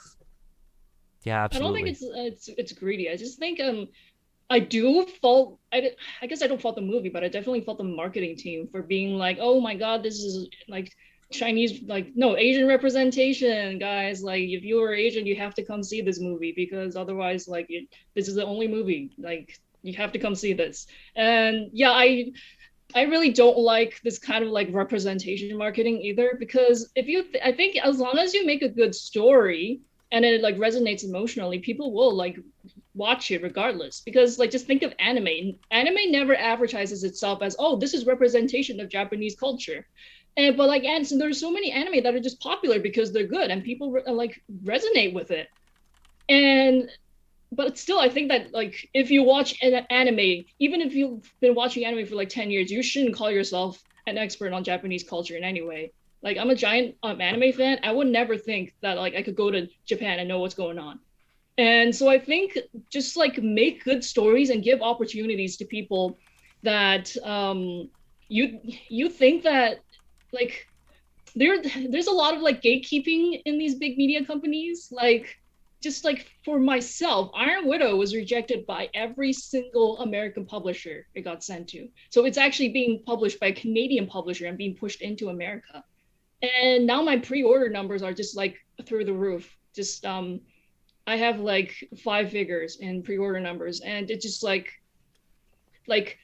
every American publisher thought that this book wouldn't sell, but now it's definitely selling. And that's, I don't know where the disconnect is between the gatekeepers and the actual audience, but clearly the gatekeepers were like, okay, this is too much. This is like too Chinese, too sci-fi. But the readers, like the reader reaction so far, I'm really grateful for it, and they've been really good. And it's just, yeah, it's giving me all sorts of feelings, because it just makes me think how many other projects by POC are being rejected because the gatekeepers are thinking, okay, this is, I may like this, but I don't think this is actually going to do well in the market. Just that, I don't know. I have a lot of feelings about this. I'm excited for all those publishers to be like, fuck, we missed out. Because one of those 5 figures is me. Yeah, oh my God. It's me. No, yeah, I have so many feelings, especially like the more hype that Iron Widow gets, like actually the sadder I get, because I'm just like, what happened back during when I like sent this manuscript to all those American publishers? Like, what did they not see? Why did they think that this couldn't sell? Yeah.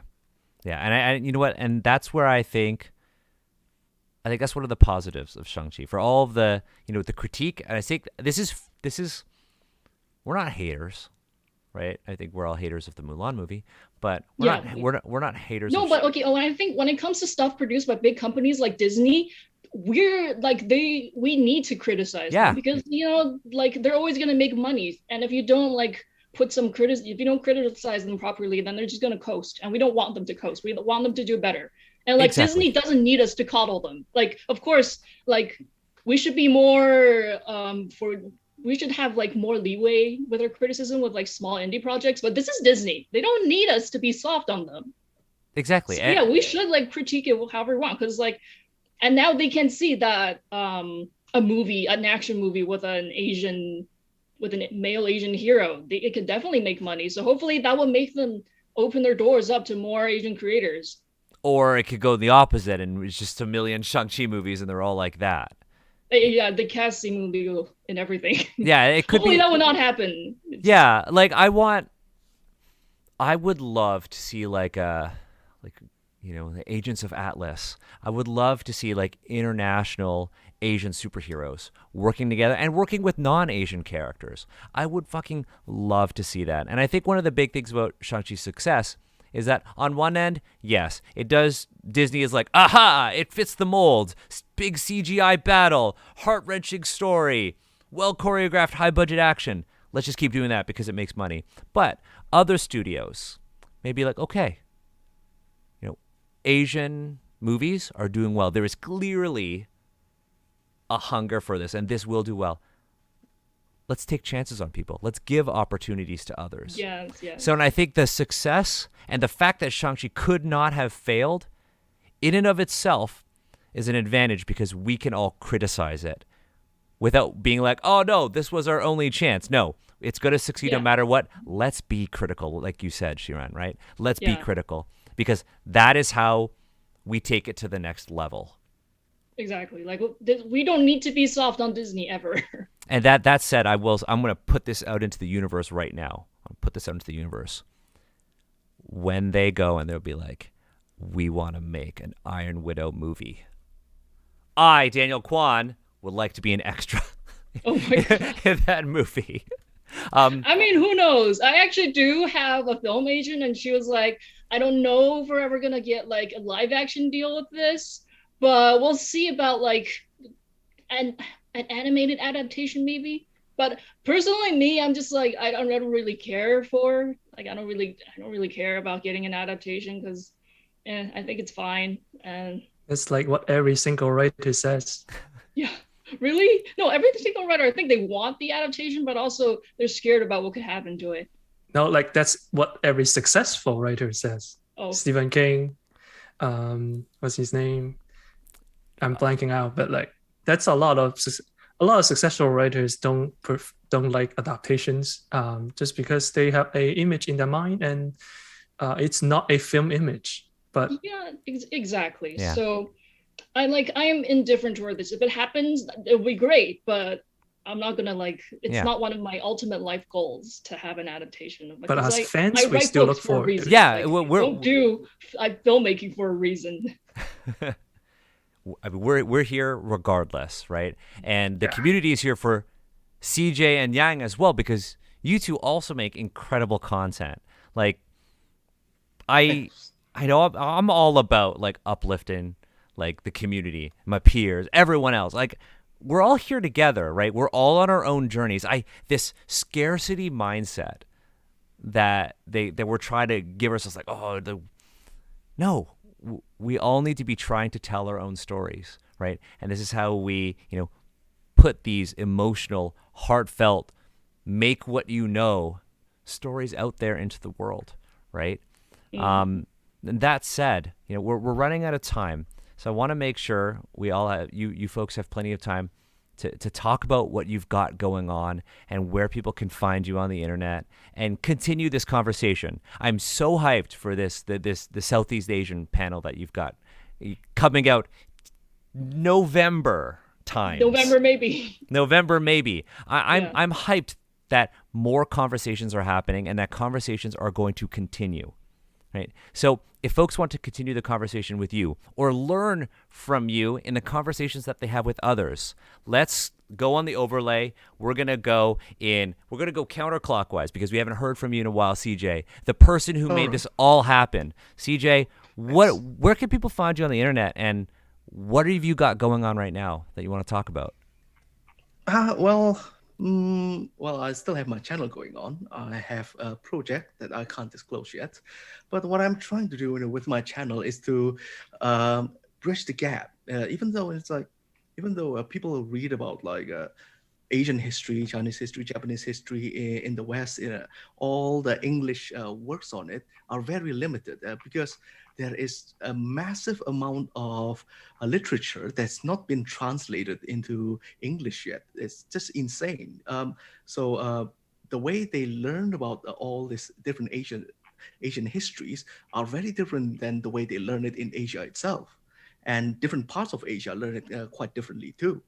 So that's why I think it's necessary to bridge the gap, and not only that, to add the cultural context to it. Because the problem is sometimes the history is brought over there. They just look at the official history and so on. It is cold and it doesn't involve any people or any literature or culture that's connected to the people who are living those histories. What happened is that the history is often separated from the literature and the culture. But that is quite wrong. The history is written by the officials and people who won the war, and also by certain officials. It's been sanitized somewhat.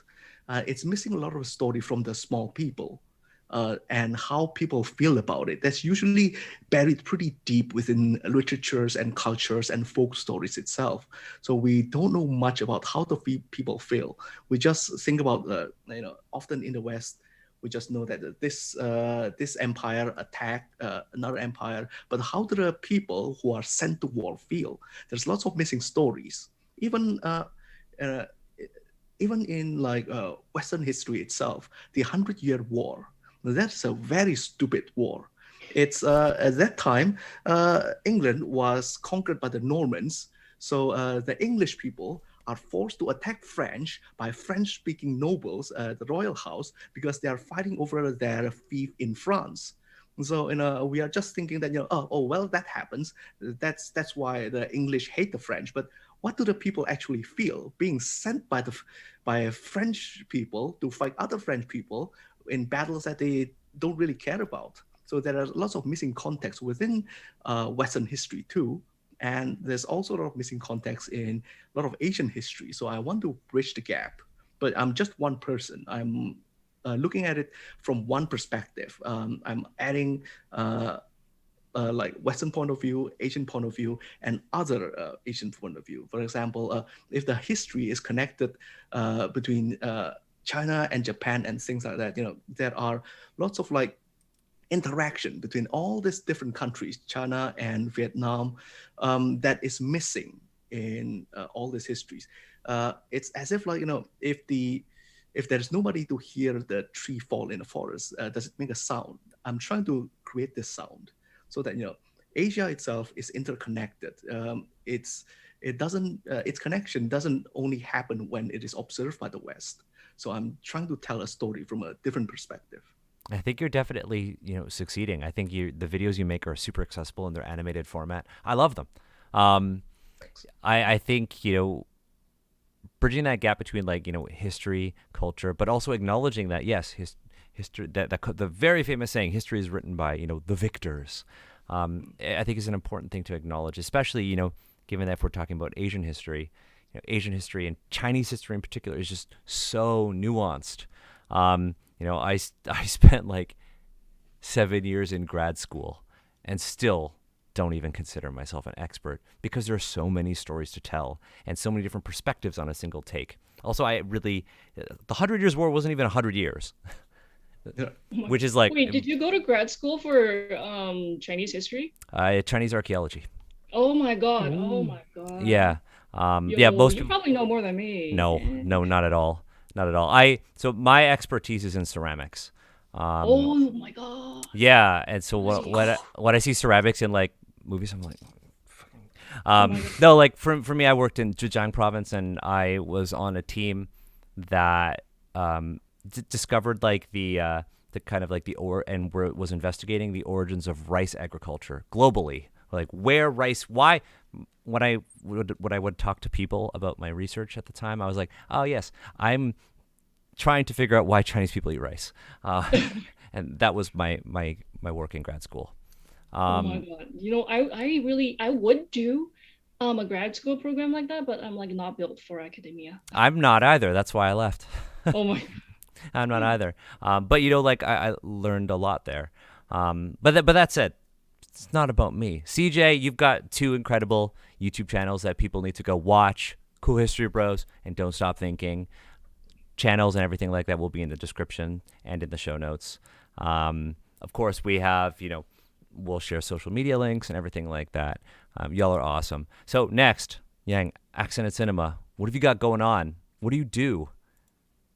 Well, right now I'm just very busy with the channels, with the 2-parter series that's ongoing. I'm working on a series about the birth and adaptation of Kung Fu in Hollywood. Part 2 should be coming soon.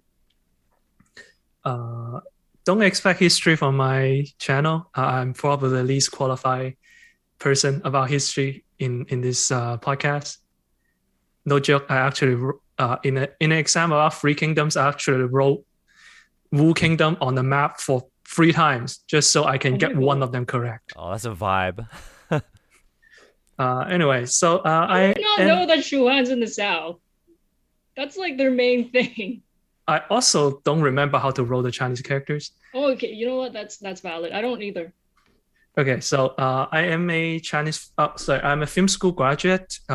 So although due to COVID, I haven't been able to make any films lately. I am currently in development for a short film that hopefully will be coming out soon on a not disclosed second channel. So you are getting a first announcement here. Oh, but scoop. Hopefully in the future, I have the honor to direct an adaptation of Iron Widow. Oh my God. Okay. Extra. Manifesting this. I'm the extra. I want to be like mech engineer number 2. Oh, number 8. I want a better number. Number 8. Give me number 8. Oh my God, it's you in the background in the jumpsuit.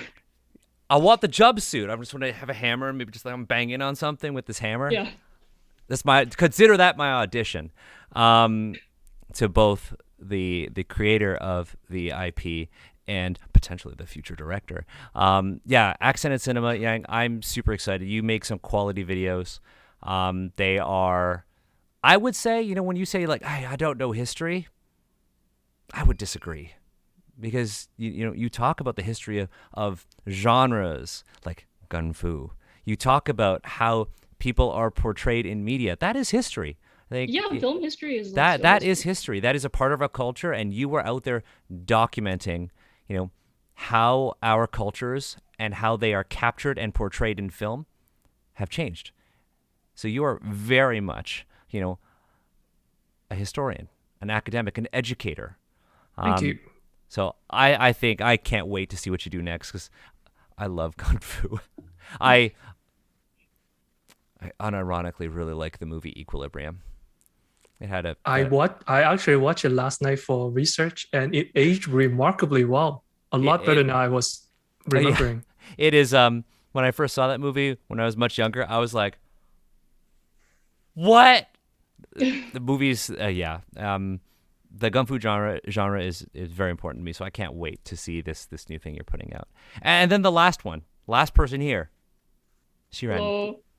Also, yeah, I gotta say that my friends are like such big fans of you, and like they weren't impressed with my own YouTube, like me being a YouTuber, until you gave me a shout out on your channel, and they were like, "Oh my God!" What do you mean? You have more subscribers than I do too. I'm watching your channel like religiously all the time. Oh my God. No, but that was just really funny because like my friends were like, "Oh yeah," my friends like don't even watch my videos, and it's fine because I realized that like it's really important to have a like divide between friend versus fan. So I don't care if my friends watch my videos or not because like I'm there for their companionship. They don't need to be fans of me. And so like they were only impressed with me when like I got a shout out on Accented Cinema, and then we bullied you into watching Future Cops with us. That was really funny. There's some Asian parent gene going on right here. I know, right? Oh my God. Yes, I also have a YouTube channel. I'm just like Shiran J Zhao on everything. I'm on YouTube, Twitter, what else? Instagram and TikTok. And I have my book Iron Widow that's coming out in 2 days. It is a sci-fi mecha reimagining of Empress Wu, the only female emperor in Chinese history. And I recently uploaded a 2-parter, really comprehensive video series on her, like the actual details of her life. But like, yeah, my book is just a sci-fi reimagining of her if she were dropped into this like world that's besieged by giant mecha aliens and has like a Pacific Rim. They fight back using like these giant Pacific Rim robots, but the robots are designed after like a Chinese myth creatures, and they're piloted. They must be piloted by a boy and a girl, and then she goes and finds out like why is this so heteronormative and misogynist, and that's the book. That's Iron Widow, out September 21st. I'm hyped. I mean, like, it's been an honor to just speak with all of you and learn from all of you. I deeply admire all of the work that you do. I mean, like, Shiran, like, I know that all of the people who are working on the Avatar tabletop RPG watch your stuff. Really? Oh my God. And you know, like, I think you have had a huge impact on people. I know all 3 of you have actually had a huge impact on the folks who are fans of Asians Represent, because when we announced this, they were like, "Whoa, 3 of our favorite creators are on this panel." I'm like, most ambitious. I was like, crossover. damn it. Yeah, most ambitious crossover ever, thanks to CJ. Now, honestly, you folks are awesome. I would love to do this again. And, you know, if you folks are watching on whoever's channel, wherever you're watching this or learning from this, if you feel like you have a story to tell, you have something that speaks to you and you want to put it out there in the world, do it. Look at CJ, look at Yang, look at Shiran. I mean, Yang is currently a silhouette on screen, but listen to Yang. And yeah, Yang is currently a Detective Conan, like, yeah. The silhouette looks kind of like Benedict Cumberbatch for some reason. For me, all I could think of is like, who's that Pokemon? Okay, no, that's what's in my head. I have to confess to being a former cumber bitch. That's not me anymore, but That's it's not me. part of my past. It's what makes you a more complex individual. You're I nuanced. know. You are not that anymore. But I have a dark past of being a cumber bitch. look, it happens. It's okay. I We know. wouldn't judge you for it. In fact, you know what? Like, thank you for being so vulnerable I live. That said, you know, thank you folks for, you know, joining. Depending on where you are, so late, so early, so I guess CJ, so midday, Yes. so midday. Thank you folks who stayed up late to watch this, and you know, thank you folks who are going to watch this later and learn from this. Go out there, be critical of representation because we deserve better, you deserve better, and you deserve to be seen in the media that you consume. That's it. The three of you, thank you so much, and on everybody watching us live, you know, we'll see you next time. Bye, See everyone. you. Bye. guys.